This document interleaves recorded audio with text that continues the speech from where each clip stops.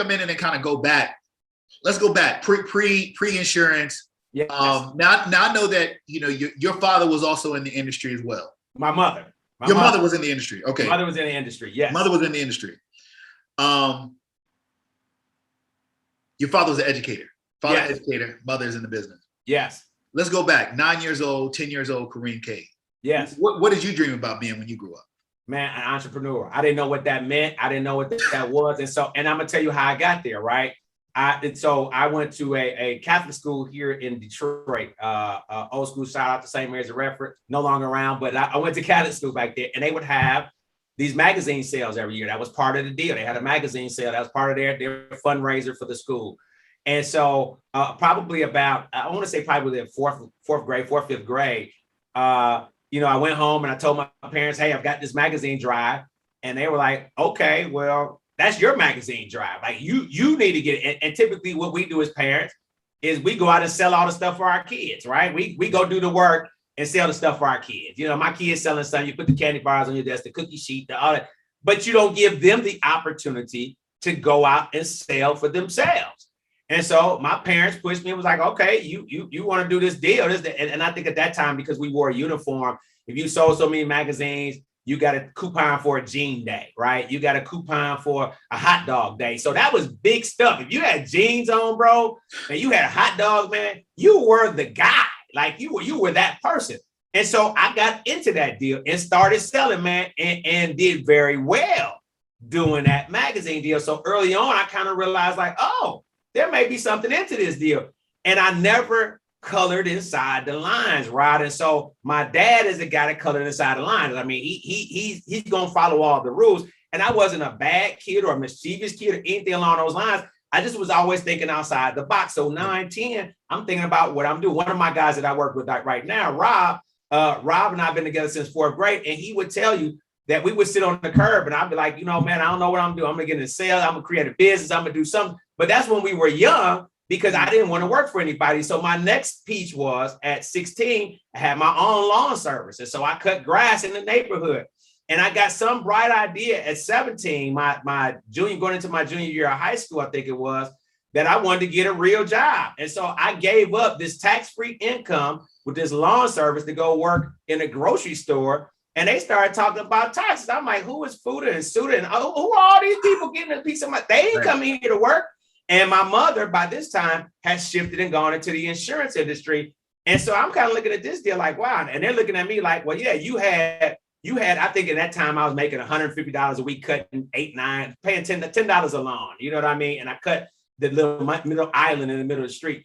But the point being is that I had tax-free money that I did every day, but I wanted to have a real job. And so I gave that up. And that was one of my first things at 16, 17 years old, where I was like, oh man, I got to punch a clock. I had somebody telling me what I do. I cut these lawns when I wanted to. I made my own schedule and cut these lawns. I did all this. I had a little overhead. I had gas outside of gas. Man, I had a whole situation and I gave that up. So back then got me to thinking like that. As I told you through some of the questions that were asked too, dad is academic. Everybody's, PhDs and otherwise. And that's fantastic. Book smart. Wasn't that I wasn't a smart kid. I just wasn't engaged at that same level. And so I could do it. I'd go get a 3.8 one semester, and the next semester I go get a 2.7 because I just wasn't engaged, man. I wasn't involved at all. And so then I got mom's side of the family, and that's the hustle street guys, the street entrepreneurs, as I call them. Right. They're the street entrepreneurs. And I'm looking at that, and I had an affinity to that. I liked the way they moved. I liked everything. And my mother was like, but I've determined that that's not going to be your life. You're not going to follow in that. But I was able to see that and glean from that and take the best of both worlds. And as they say, chocolate and peanut butter makes a pretty damn good candy bar is what happened with me to be able to take that deal on. And so mom got into the business. I watched her leave a quote unquote good business, a good job, I should say, and got into the insurance business. And she was doing kitchen table business, man. She was going to see folks late at night. And so I'd be home or over one of my buddies' house, and I'd eat a lot of dinners at my buddy's house because mom was out doing 7 o'clock, 9 o'clock appointments, come over, pick me up, bring me back to the house. But I watched her grind that deal out, man. Yeah. And I saw that she no longer wanted to work for anybody, that she was in that space. And that spoke to me, bro. Wow. That's strong. So at what point, So let's say you're 17, you decide you're going to go work in a grocery store. You're watching your mom, you know, she's on the hustle. She's making it happen. Obviously that's motivating you. That's fueling the fire within you. Now you start at some point you went to school. Was that the driver for you to major in risk management? Like how did that come about? So I got a great story. So man, so I'm looking at mom, and one thing I should say, there's a couple pieces I need to add in here. Just there's gonna be people that listen to this, and I'm like, man, you got to understand this is this. So my mother thought differently. So if I didn't perform well in school, where some of my buddies had punishments, and I had punishment. I mean, but her punishment for me, man, and she would tell you she's sitting here right now, man. Her punishment for me was that I had to listen to Anthony Robbins and Les Brown, bro. That's what I had to do, bro, was my punishment. What? Are you hearing me, bro? So you figuring I'm getting Les Shout out Brown. to moms, yo. Shout out to moms. And man, shout out to my mama, Pat Reed. Hey, she'll probably see this, and I'll send this to her so she can see it. But that was my punishment, man. And so at that time, I had cassette tapes. We had the whole series on Anthony Robbins, his first series.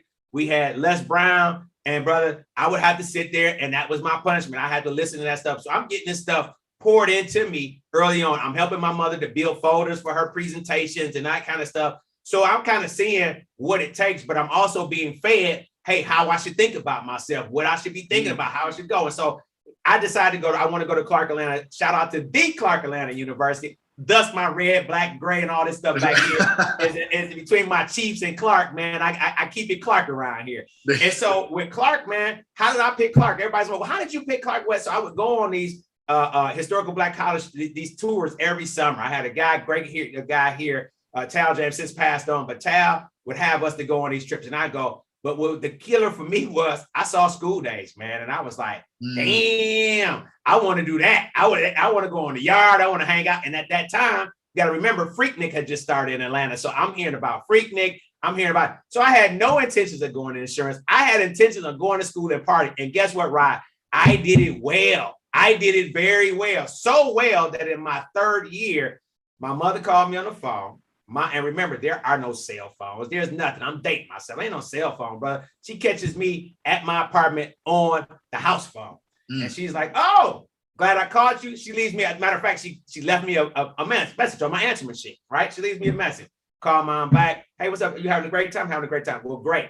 Well, I just want to let you know, as we told you before you went down there, we were only paying for 4 years. It's your third year. I think you've had a phenomenal time because your grades show that you've done nothing but have a phenomenal time. We're only paying for 4 years. So I suggest you figure out what you're going to do to get out, or you're going to be paying for the future years after that. I know my mama, know my daddy. That was the gospel, bro. There was nothing in between. That call came to let me know, hey, that's fine. I hope you're having a great time, but you better realize that that's coming to an end. And so I went to my advisor. I had taken a couple of insurance. I wasn't even on track, man, for any particular thing. I didn't know what I was going to do coming out of school, but I had taken some insurance courses at Clark. I had taken a real estate course at Clark. And so I went to see this advisor, and advisor had never seen my advisor prior to this either. Now, I mean, I'm making a case for everybody can make this thing happen. Man. Everybody can make this happen, man. Go see the advisor. And I'm like, hey, don't really know what I need to do. I need to get up out of here. And I had taken enough courses through this insurance and risk management piece and what have you, where they were like, well, you could finish out with this deal and you could finish right on time. You can finish in 4 years, and here are the courses you need to take. We'll arrange this deal for you, so on and so forth. And so that was my reason for going into insurance and risk management. Nothing else. My mama did it. I thought she was successful in it. I didn't know what I was going to do. My degree was going to always, from my standpoint, my degree was going to be my mother's. I knew I was going to go out and do something else, but I had no direction. I had no thought of how that was going to happen. I had nothing. I just had pipe dreams, bro, that I'm going to be rich. The same way most people sit around on the corner and say, I'm going to be rich with no plan. I had no plan, but I figured, I watched my mom come up in it. I'm like, I think I might be able to do this insurance thing. And so I finished in 94, 4 years in, finished in 94, 95, moved back. I was still in Atlanta, moved back to Detroit, got my license in 95.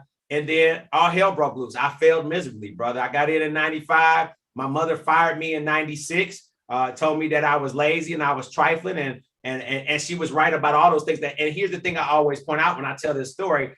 I am born on my mother's birthday. My mother just turned 75. I just turned 50, July 22nd, brother. So I'm tight with my mama. She'll tell you, he ain't no mama's boy because he would do a lot of things like I asked him to do. He ain't no mama's boy, but I'm tight with my mama. And so I'm like, surely she gonna turn me on to clients. Sure, she gonna turn me on. She was like, oh no, I've built this over these years. If you're not gonna sit down and do what it takes, then you need to leave. And at that time, I had just gotten married. And so she said, hey, and I can tell you, your wife is not gonna put up with you not making any money. And she was absolutely right. My wife at the time was not happy with me not making any money. And so I went and taught school for 2.5 years, man. I went and taught special education 3rd and 4th grade, which by far was the best learning lesson that I had, because what I realized on the front end, Rod, is that I was extremely good with this right here. I was horrible with these. I was proficient with this. I was inefficient with these, bro. And going into a special ed classroom where I had learning disabled, I had folks that needed a little bit more time, I had to stop and pause and be able to really get involved, because even though I was not qualified to be a special education teacher, they put me in that role, and I felt like I owed it to those kids to make sure that I did something with them. And I just didn't come in and hand out a worksheet and say, hey, that's it, and go to your next class. It was a self-contained class. That 2.5 years changed my life, bro. Wow. So in essence, you really ended up getting a bit of both of your parents. Yes, I did. You know, yes, I did. Yeah.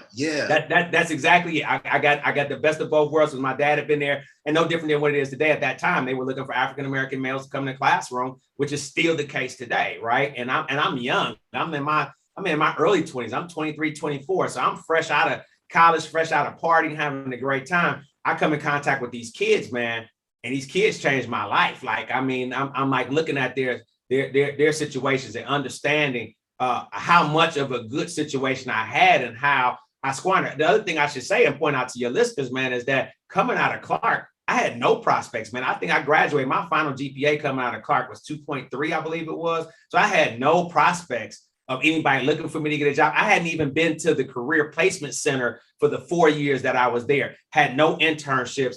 I had nothing, man. Part of my thing while I was on campus is that I was hustling. I was hustling whatever I could hustle. I was into stuff that I had no business being into, but because I liked that kind of deal and I was good at it, that's what I did. And so I come out, man, to no prospects of any job. I come out to people offering me $10, $11 an hour. I come out to just a dismal situation where I'm just like, oh my God, this is the worst thing ever. What am I going to do? And so both of those worlds come together. I got in, and during this time, I'm still involved. Since you talked about IMO, I'm involved with network marketing, man. I'm still feeding myself with everything. I'm reading every book that I can read. I get a hold of Rich Dad, Poor Dad early in those years before Robert Kiyosaki ever became the man in that space. I get a hold of that. So my mind is constantly shifting and changing. And I know I don't want to do what I'm doing in this classroom. I know I want to go back into the insurance industry. And so I'm watching these cats with Colonial, because as I shared with you, I'm with Colonial. So I'm watching these cats at Colonial, and it's a brother over in California named Bob Blake.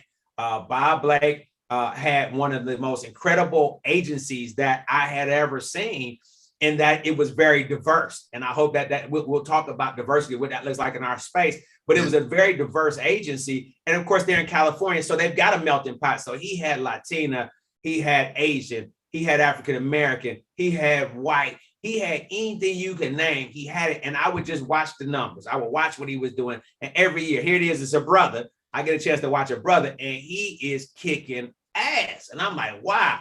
So 98, November of 98, I'm sitting in my classroom. And at this time, I had moved out of the classroom of doing what I was doing, and I just had a real bad job. It was I'm embarrassed to even say what my job was. It was a garbage job, but it was an important job, but it was garbage at the time because there were the students that were English was a second language for them.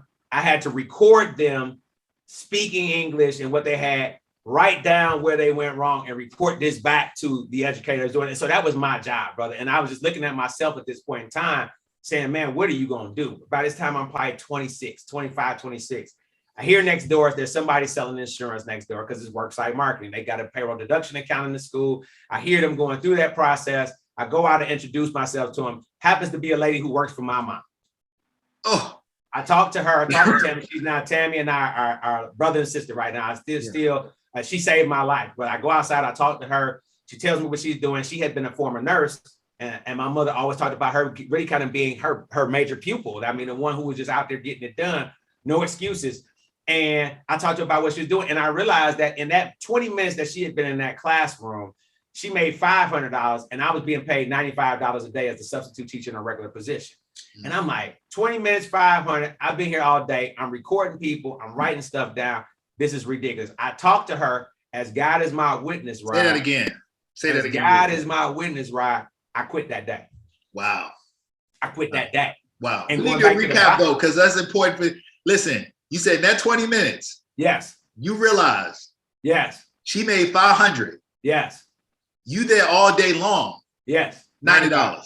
$95. $95. All day. All day. All day. Interesting. Yeah. All day. Yeah.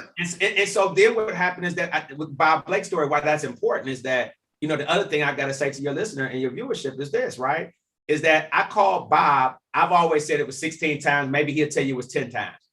I said it was 16. I called Bob and I called Bob and I called Bob and I called Bob.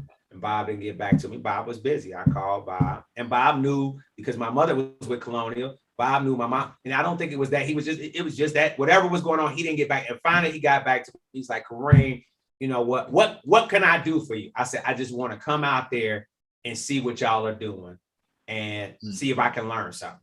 He agreed for me to come out there and to see his operation. And I went out there, I took every dime I had. And at the time we were staying, my ex-wife and I were staying in an apartment, man. I took the rent money that month without her knowing and flew out to California. And she was pissed. She was hot about it. It was a bad deal. But I just wanted to go out there and see. And here was the magic about one. You ready for this ride? Wait for it. Wait for it. I go out there and I start looking at everything. And I realized, damn, ain't nothing magical about this.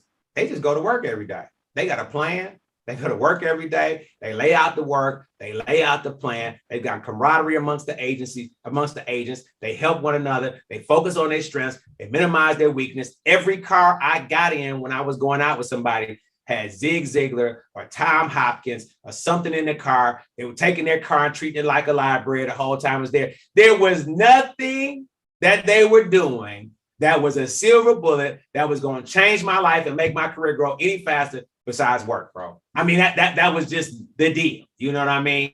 The work. And we came back from that was November 98, came back. And I think it was 99, 2000, 2001. We were #1 agency in Colonial Life in the nation for what we did. And we ran those numbers. And I came back and I'm like, oh, it's work. Okay. I know I can outwork. I might not be the smartest guy in the room. I may not be, but I will outwork a joker any given day because I had picked up work ethic. And a lot of that came through what I was listening to with the process, what I was reading, how it's changing my image of me and what I needed to do in order to be a successful business owner. These were the things that had to happen. And so that is how we got the kickoff. That was in 98. And I've never looked back, man. So those 2.5 years that I was out of the business, my mother convinced me to keep my license. I'm watching other people in the industry, didn't have the luxury. Again, at that time, there wasn't no internet where we were sitting on the internet looking at this. I had to read business journals. I had to look and see that deal came out in the mail and I would see that deal. And I would say, oh man, this is what this person is doing. I would look in the bulletins and say, oh, this is what's going on. That was the deal. That was the communication. So I think the difference was I didn't have the access to all the resources that people have today to be able to go on and look and figure out. You don't have to go get Zig Ziglar stuff. You can go on YouTube this stuff. You can YouTube everything. I didn't have that. So my tolerance today with newer agents is that you have no excuses, right? You have no reasons not to do this. You just have to have a game plan and get focused. And that was the deal that took us through there. And if I just give you the short end of it, of how we got to Great Lakes, I do that through 2006. And in 2006, I come to the agency owners that I work with, which were fantastic. They've been supporters of mine for years. They were fantastic mentors for me from the beginning. And I kind of looked and said, well, hey, you know, is there an opportunity for an equity play? And and they were kind of like, well, no, there's not really opportunity for equity play. And I had another kind of line in the sand right there to say, okay, well, what do I want to do? I knew that I wanted to be in control of my destiny. I knew that I wanted to have the business be in my name. I knew that I wanted to go after it. I knew that I wanted to grow in a different way from just voluntary. And so they gave me the ability to kind of figure out, get my feet wet, stay with them for a number of years, have success, but then begin to shift over to now what we call Great Lakes Benefit Group, which started in 2006 and what we do now. And even that has morphed over those years. Wow.